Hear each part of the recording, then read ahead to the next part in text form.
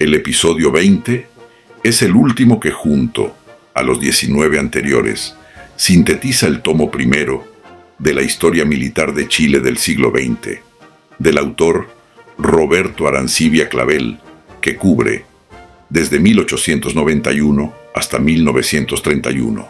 Estos episodios, producidos por el autor de la obra, pueden obtenerse de su canal YouTube, que se indica. Próximamente se publicará un recuento de los capítulos elaborados y en 2025 los correspondientes al tomo segundo.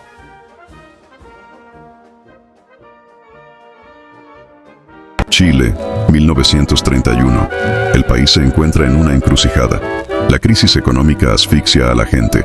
El descontento popular hierve en las calles y el gobierno aplica mano dura. Carlos Ibáñez del Campo, el hombre fuerte que gobernó con gran autoridad, ve debilitada su base de apoyo y debe tomar decisiones extremas. Se produjo un verdadero terremoto económico. La crisis económica mundial de 1929 golpeó a Chile con mucha fuerza. El salitre, la columna vertebral de la economía, se derrumbó en el mercado internacional. El gobierno de Ibáñez, que había prometido progreso y desarrollo, se vio incapaz de contener la catástrofe. El descontento popular creció como una ola imparable. Las voces de la disidencia fueron en aumento.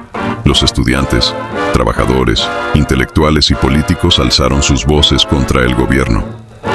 La represión y la censura no pudieron silenciar el clamor de cambios.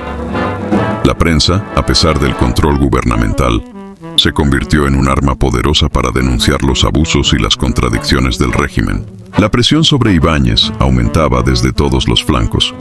Incluso dentro de las Fuerzas Armadas, su principal bastión de apoyo, comenzaron a surgir grietas. La inestabilidad política y la creciente impopularidad del régimen generaron dudas y divisiones entre los militares. El general Sáez recuerda: para mí las medidas violentas arbitrarias que dejan al ciudadano entregado a la buena o mala voluntad de un agente, al capricho de un funcionario, son siempre odiosas. Bajo el gobierno del general Ibáñez se aplicaron a cada paso medidas de esa naturaleza. Civiles, militares y marinos tuvieron que sufrir sus consecuencias. La animosidad contra el presidente Ibáñez siguió en aumento. Desde 1929 se pretendió atentar contra su vida. El primer atentado fue el 22 de octubre de 1929, perpetrado por el anarquista Luis Ramírez Olaechea, durante una exposición de animales en el Parque Quinta Normal. Este intentó disparar contra Ibáñez. Las balas no salieron del revólver y el ataque fue frustrado por el edecán del presidente. Al año siguiente, en diciembre, se descubrió un complot para volar el puente de ferrocarriles sobre el río Maipo, para asesinar al presidente, utilizando explosivos meticulosamente preparados. La policía se infiltró en el grupo y logró desactivar la bomba antes de que causara un desastre. En un momento se sugirió que el gobierno había montado la operación.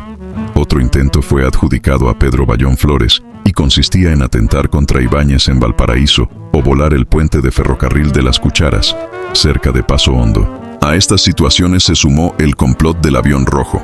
En septiembre de 1930, un audaz golpe de efecto sacudió al país. El coronel Marmad, un militar rebelde junto a un exgeneral y un grupo de civiles, desafió al régimen de Ibáñez con un avión rojo que desde Buenos Aires aterrizó en Concepción tratando de sublevar la guarnición militar. Su intento, aunque fallido, simbolizó la creciente audacia de la oposición y la fragilidad del gobierno. Una seguidilla de cambios de gabinete no resolvieron la delicada situación. Acorralado por la crisis económica, la oposición interna y la pérdida de apoyo, Carlos Ibáñez del Campo renunció a la presidencia en julio de 1931. La presidencia la asumió el presidente del Senado, Pedro Opazo, mientras Ibáñez se refugió en Argentina. Su salida marcó el fin de una era y abrió un nuevo capítulo lleno de incertidumbre.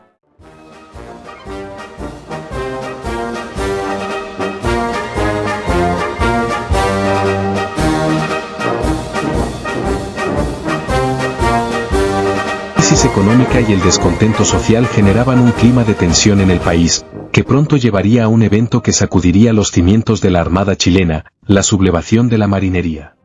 Tras la renuncia del presidente Carlos Ibáñez del Campo, el presidente del Senado, Pedro Opazo Letelier, asumió la vicepresidencia.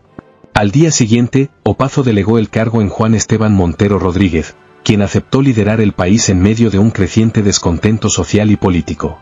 Luego, ante su candidatura presidencial, lo sucedió Manuel Trucco, que como vicepresidente, jugaría un papel crucial durante la sublevación. Mientras la política sufría cambios, la Armada chilena enfrentaba una delicada crisis interna. Las tripulaciones de los buques, compuesta en su mayoría por hombres de clases trabajadoras, soportaba difíciles condiciones de vida, mientras que los oficiales se comportaban en ciertos casos como una élite distante. A lo anterior se agregaban diferencias entre los escalafones, especialmente con los ingenieros que se consideraban postergados. Previo al motín, el acorazado almirante La Torre había sido enviado a Inglaterra para reparaciones, donde la tripulación tuvo contacto con comités revolucionarios que se oponían al gobierno de Ibáñez. Estas interacciones sembraron ideas de cambio radical entre los marineros. Por su parte, Han Baltin, seudónimo del agente estadounidense Richard Krebs, relata cómo, en su calidad de agente comunista, viajó a Sudamérica a inspirar a los revolucionarios. Cuenta que se reunió con delegados de Perú, Chile, Uruguay y Argentina. En sus memorias afirma: Más relaté los detalles del levantamiento de la flota alemana en 1918 para impresionar a los latinoamericanos y destacar la importancia de formar unidades comunistas a bordo de cada nave. Hablé con entusiasmo y las mejillas de mis intérpretes estaban encendidas de fervor. La decisión del ministro de Hacienda de recortar sueldos en un 12% para salarios bajos y un 30% para salarios más altos generó descontento entre la marinería. Esta situación afectó su moral y gatilló la sublevación, exacerbando tensiones existentes y afectando la cohesión del grupo. A fines de agosto de 1931, los buques de la Armada se encontraban concentrados en Coquimbo, los aviones en Quinteros y otros buques en Valparaíso y Talcahuano. En Coquimbo, base preferente de la Armada en invierno, se reunieron la División de Evolución, es decir, la escuadra activa, compuesta por el crucero O'Higgins y los destructores Riquelme, Hayat, Serrano y Aldea, con la división de instrucción compuesta por el acorazado La Torre y los destructores Serrano, Orella junto al Lynch. Dedicada al entrenamiento de las tripulaciones.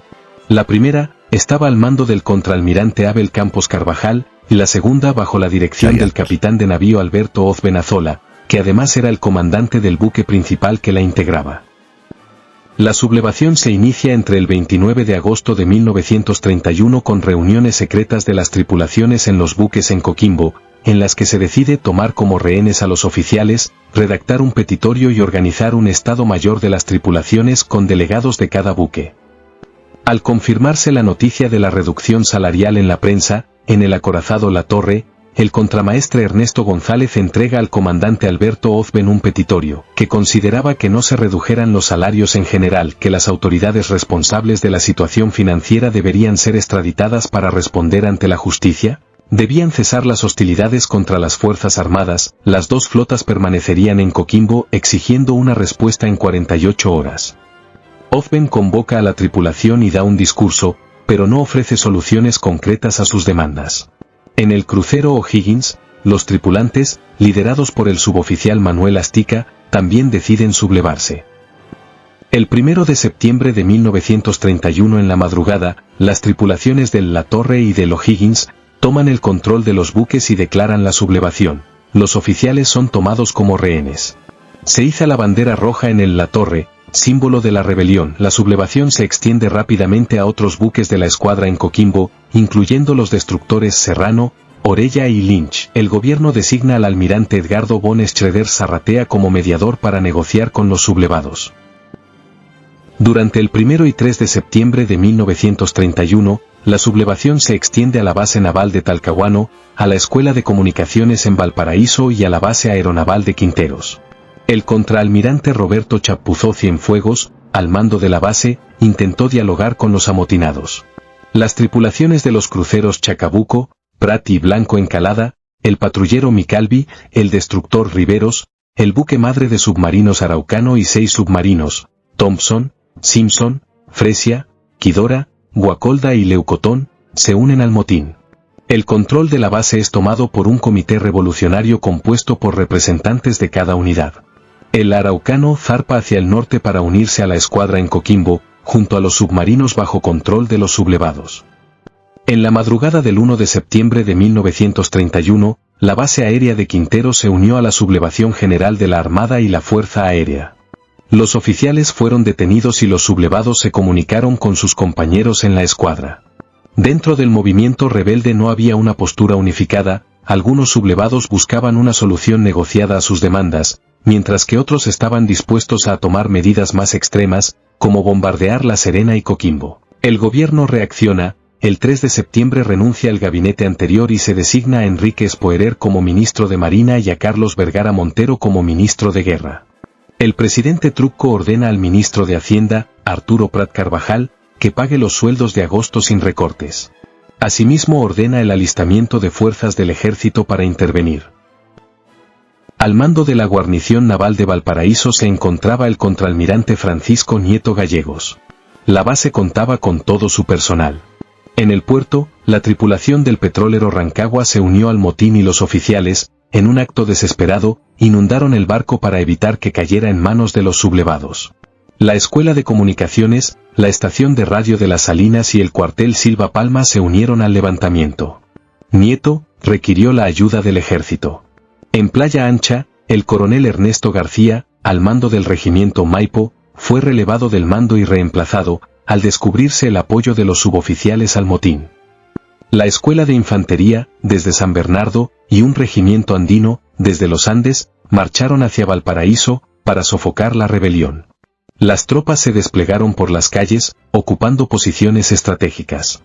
Mientras el Maipo se preparaba para su traslado fuera de Valparaíso por sus simpatías hacia el motín, las tropas de la Escuela de Infantería, leales al gobierno, estaban en posición de combate en la caleta El Membrillo donde se produjo un tenso enfrentamiento. Las tripulaciones sublevadas presentaron múltiples peticiones al gobierno centradas en cuestiones económicas y laborales. Estas se ampliaron el 3 de septiembre incluyendo inmunidad para los participantes, la no aplicación de represalias, el cierre de las escuelas navales, uniformes gratuitos, mejoras en la ración naval, pago de jubilación después de 20 años de servicio, mejoras en el sistema de ascensos, tributación salarial fijada al nivel del 31 de julio y el regreso del capitán del Solar al servicio. El contraalmirante Edgardo von Schroeders intentó negociar, sin éxito, con los sublevados a bordo del acorazado La Torre, los que endurecieron su postura debido a la influencia de elementos radicales y la falta de voluntad de compromiso por parte del gobierno. Finalmente se recurrió a la fuerza para recuperar el control de la escuadra. El 5 de septiembre se efectuó el ataque sobre el apostadero naval para reducir a los sublevados. Al mando de las fuerzas se encontraba el general Guillermo Noboa, con unidades de los regimientos O'Higgins, Chacabuco, Húsares, Guías, Silva Renard y una compañía naval compuesta por los oficiales expulsados de los buques. Unidades de infantería ocuparon el Morro sin resistencia y luego se instalaron allí cañones de artillería del Silva Renard para bombardear el Rivero Surto en la bahía. El Húsares seguido por el O'Higgins ocuparon el Cerro Centinela y la caballería avanzó hacia los cerros de Tumbes, mientras la infantería se descolgaba sobre el apostadero, sector defendido por la Escuela de Grumete y los artilleros de costa. El Chacabuco y el Guías atacarían por la Puerta de los Leones, sector defendido por la Escuela de Artillería Naval y por la Escuela de Torpedos. Las hostilidades se iniciaron a las 3:50, los artilleros bombardearon el Riveros, que contestó el fuego y luego se retiró al norte. Simultáneamente comenzaron las acciones en los cerros, entre el Húsares y los artilleros de costa, también en las alturas inmediatas de la base naval, entre el O'Higgins y la Escuela de Grumetes, de igual forma en la Puerta de los Leones, entre el Chacabuco y las escuelas de artillería naval y torpedos. El combate de Talcahuano se alargó por más de 3 horas. Luego se rindió el fuerte Borgoño y se ocupó el fuerte de Punta de Parra y la isla Quiriquina. Asimismo se recuperó el submarino Runcumilla por oficiales leales. El combate dejó 14 muertos y 34 heridos entre los rebeldes, a los que se agregaron 6 soldados muertos y 18 heridos. Las fuerzas de ejército capturaron 2.800 prisioneros, los que fueron recluidos en la isla Quiriquina, Chillán y Los Ángeles.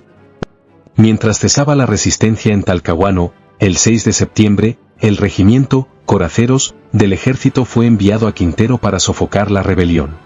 La llegada de los escuadrones de lanceros intimidó a los amotinados, quienes liberaron a los oficiales que mantenían como rehenes y se entregaron. En Santiago, el gobierno debate intensamente sobre la conveniencia de utilizar la fuerza aérea para sofocar la sublevación. Finalmente, se toma la decisión, se ordena bombardear la escuadra sublevada en Coquimbo. Se elige el aeródromo Tuqui de Ovalle como base de operaciones para el ataque aéreo. Desde allí, la Fuerza Aérea lanzará su ofensiva contra la escuadra sublevada. Al mando del ataque aéreo se encuentra el comandante Ramón Vergara Montero, le acompaña el comandante Diego Aracena Aguilar, segundo al mando. Se dispone de una heterogénea flota de aviones para el ataque. Yankees R-42, Curtiss Falcon, Vickers Vixen, Vickers Wibolt, Ford y Fairchild. Un conjunto de aeronaves con diferentes capacidades y armamento.